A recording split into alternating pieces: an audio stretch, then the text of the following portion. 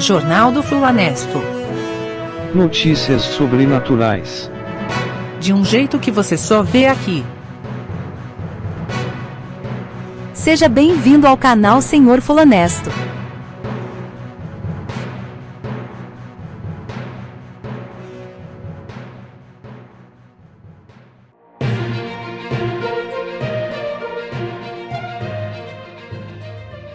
Olá, minhas queridas amigas e meus queridos amigos. Quem vos fala é o velho Fulanesto. E hoje é dia de Jornal do Fulanesto. Nessa edição, mais um assunto sobrenatural que você só vê aqui. Aguarde o final, porque teremos o short assombrado do velho Fulanesto. Um abraço para vocês e bom jornal! Combustão humana espontânea. Vocês já ouviram falar disso? Você acha que é lenda ou é verdade? Esse é um assunto que me intriga bastante. Gente, como é que um corpo humano pode se incendiar sem nenhuma ação externa, sem um combustível introduzido nele? Como isso é possível? E vou dizer mais. Ninguém ainda apresentou uma explicação convincente para o fenômeno. Vamos entender um pouco sobre esse assunto e no final, quem sabe, nós conseguimos chegar a alguma conclusão. Combustão humana espontânea é um termo que engloba relatos de combustão de um corpo humano vivo ou recém-morto, sem uma fonte externa aparente de ignição. Investigações forenses tentaram analisar os casos relatados de combustão humana espontânea e resultaram em hipóteses sobre potenciais causas e mecanismos, incluindo o comportamento e hábitos das vítimas, consumo de álcool, proximidade com possíveis fontes de ignição, bem como o comportamento de incêndios que consomem gorduras derretidas. Explicações naturais, bem como fenômenos naturais não verificados, foram propostas para explicar os relatos de combustão humana espontânea. O consenso científico atual é que a maioria e talvez todos os casos relativos a essa questão envolvem fontes externas de ignição. A combustão humana espontânea refere-se à morte por incêndio que se origina sem uma fonte externa aparente de ignição. Acredita-se que o fogo comece dentro do corpo da vítima. Essa ideia e o termo combustão humana espontânea foram propostas pela primeira vez em 1746. Os casos conhecidos e registrados têm essas coisas em comum. As vítimas são alcoólatras crônicos. Geralmente são mulheres idosas. O corpo não queimou espontaneamente, mas alguma substância inflamável entrou em contato com ele. As mãos e os pés costumam cair. O fogo causou muito pouco dano às coisas combustíveis em contato com o corpo. A combustão do corpo deixou um resíduo de cinzas gordurosas com um odor muito forte. O alcoolismo é um tema comum nas primeiras referências literárias da combustão humana espontânea, em parte porque alguns médicos e escritores da era vitoriana acreditavam que o fenômeno era o resultado disso. Algumas hipóteses tentam explicar como a combustão humana espontânea pode ocorrer sem a fonte externa de ignição, enquanto outras hipóteses sugerem que incidentes que possam aparecer como combustão espontânea realmente tiveram uma fonte externa de ignição. Ou seja, gente, todo mundo fala um monte de coisa e ninguém sabe absolutamente nada do que está dizendo. Vamos lá, continuando. Quase todos os casos de combustão espontânea humana envolvem pessoas com baixa mobilidade devido à idade, obesidade avançada, além de uma má saúde. As vítimas mostram uma alta probabilidade de terem morrido durante o sono ou de serem incapazes de se mover depois de terem pegado fogo. Os cigarros são frequentemente vistos como fonte de fogo, visto que a eliminação inadequada de materiais para fumar causa uma a cada 4 mortes por incêndio nos Estados Unidos. Causas naturais como ataques cardíacos podem levar à morte da vítima, que deixa o cigarro cair e incendiar a roupa da vítima. A hipótese do efeito pavio sugere que uma pequena fonte de chama externa, como um cigarro queimado, incendeia a roupa da vítima em um local, separando a pele e liberando gordura subcutânea, que por sua vez é absorvida na roupa queimada, atuando como um pavio. Esta combustão pode continuar enquanto o combustível estiver disponível. Essa hipótese foi testada com sucesso com tecido animal, de porco, e é consistente com a evidência recuperada de casos de combustão humana. O corpo humano normalmente possui energia armazenada suficiente em gorduras e outras substâncias químicas para queimar completamente o corpo. Mesmo as pessoas magras têm vários quilos de gordura em seus tecidos. Esta gordura, uma vez aquecida pela roupa ardente, queima como a cera de vela, que originalmente era feita de gordura animal, e pode fornecer o combustível necessário para manter o pavio queimando.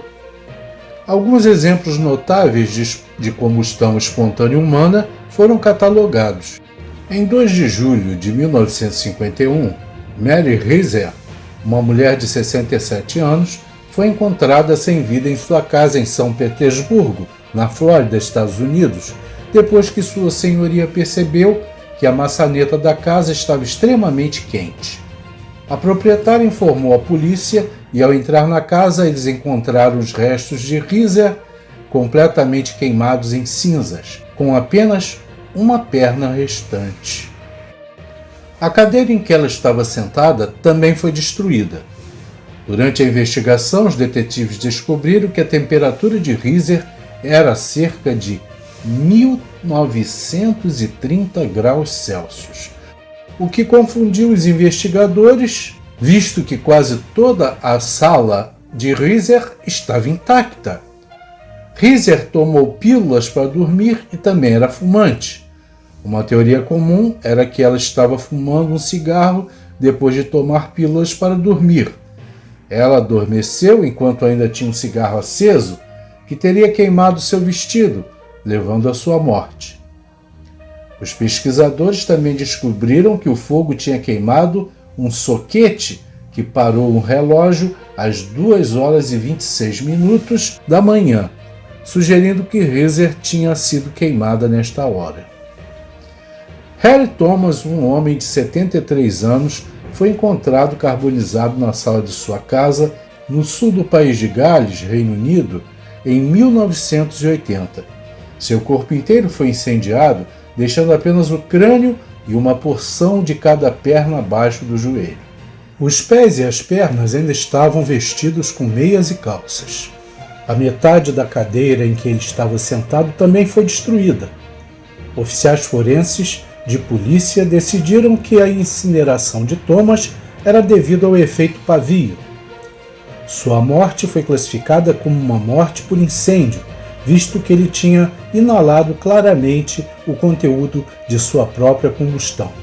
Em dezembro de 2010, a morte de Michael Farrett, no condado de Galway, na Irlanda, foi registrada como combustão espontânea pelo médico legista. O médico fez a seguinte declaração no inquérito sobre a morte: "Este fogo foi investigado minuciosamente e fiquei com a conclusão de que isto se enquadra na categoria de combustão humana espontânea, para a qual não há uma explicação adequada." Pelo menos 200 casos de combustão humana ao redor do mundo já foram reconhecidos e registrados. Mas isso não diminui o enigma que isso representa até hoje para médicos e outros especialistas. O mais intrigante é que, séculos depois do primeiro caso serem divulgados e estudados, ainda não existe uma explicação conclusiva para o que pode fazer uma pessoa simplesmente pegar fogo. O primeiro caso de combustão humana espontânea registrado pela ciência, aliás, aconteceu em 1470.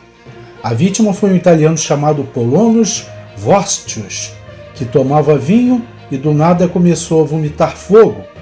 As chamas, então, não demoraram para consumir seu corpo, exceto pés e mãos.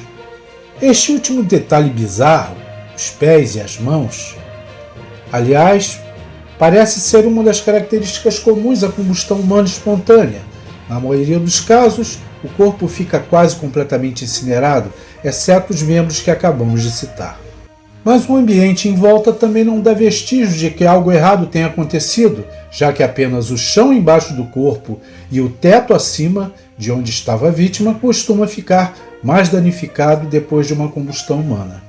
Um outro caso também emblemático de combustão humana, que apresenta todas essas características em comum, com o primeiro registro, é o que aconteceu em 1725. Conforme os relatos, o dono de uma pousada em Paris, na França, acordou e viu sua esposa, Madame Millet, queimando, já com a parte superior do corpo carbonizada. Dizem que a polícia tentou incriminar o marido pela morte da mulher, mas o testemunho de um hóspede que dormia lá, naquela noite, salvou o francês. A testemunha era um cirurgião que conhecia sobre combustão humana e explicou à justiça o que poderia ter acontecido com Madame Millet.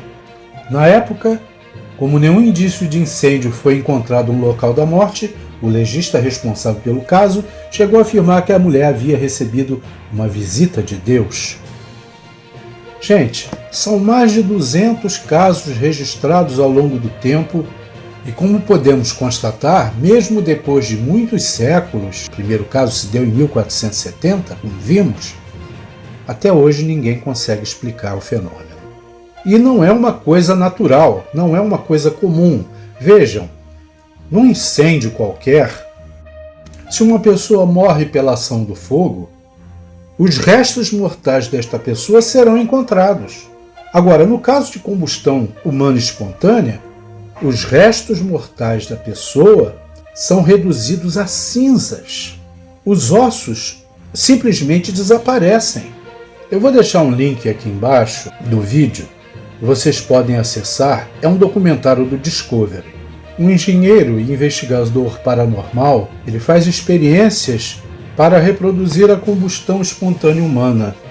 Os resultados eu não vou contar para vocês, para não dar spoiler, mas vai lá, procura ver esse vídeo, é muito interessante.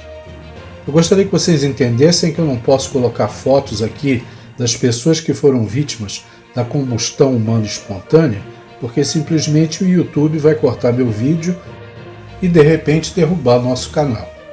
Mas vocês podem pesquisar na internet que vocês vão encontrar diversas fotos bizarras. Bom, gente, na minha opinião, depois de tudo que ouvimos e tudo que lemos, as pessoas que foram vitimadas pela combustão humana espontânea não podem simplesmente ser categorizadas como vítimas de incêndio. Há algo muito maior por trás disso, algo misterioso, algo sobrenatural. Podemos concluir então que não é uma lenda, são fatos reais, verídicos, mas eivados de mistério. Se alguém tem alguma informação a respeito do assunto, deixe nos comentários. E quem sabe você tem uma visão diferente ou alguma explicação, diga o que você achou do vídeo, mas ainda não desliguem não, porque agora vem o short assombrado do Sr. Fulanesto. O que são shorts assombrados? São histórias curtas de terror, muito curtinhas, mas que podem deixar você arrepiado. Prepare-se para o primeiro short assombrado do Sr. Fulanesto. A mãe da minha namorada.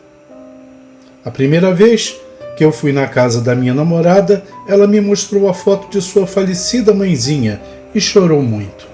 Só não me explicou por que a velha fica me encarando pendurada no teto da sala. Muito obrigado pela sua audiência. Espero que tenham gostado.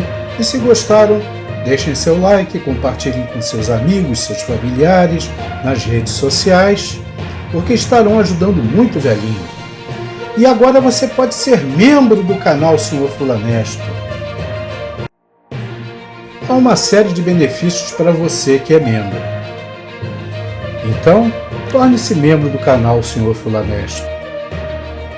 Até um próximo relato, um beijo no coração de vocês e fiquem com Deus.